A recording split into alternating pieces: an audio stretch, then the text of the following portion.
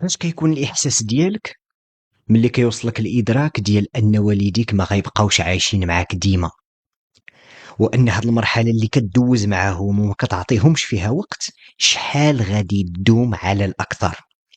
تخيل دابا انت في عمرك 20 عام ولا 30 عام، والديك في عمرهم 50 عام ولا 60 عام. الرسول صلى الله عليه وسلم قال: عمر أمتي بين 60 والسبعين، على الأكثر 70 عام ولا أكثر فهو نافلة. ملي كيوصلوا والديك 50 عام ولا 60 عام وكدرك أنهم على الأكثر شحال ديال الوقت باقي يقدروا يعيشوا معك، ماكسيموم 20 عام، ماكسيموم 15 عام، وانت كدرك ان في هذه الحياه ما كاينش بقاء لحتى شي حاجه. جميع اللحظات اللي كندوزوها كتبقى مجرد ذكرى.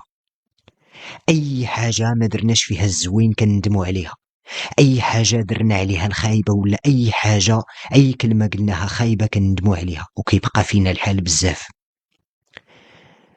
الا ما تهليتيش في والديك في هذا العمر اللي بقى لك معاهم وما استثمرتيهش احسن استثمار، تهلا فيهم ولو بكلمه زوينه، كن على يقين انه غيجي واحد الوقت غادي تقول يا ريت كون غير قدرت انني تجمعني معاهم لحظه فاستدرك ما فات.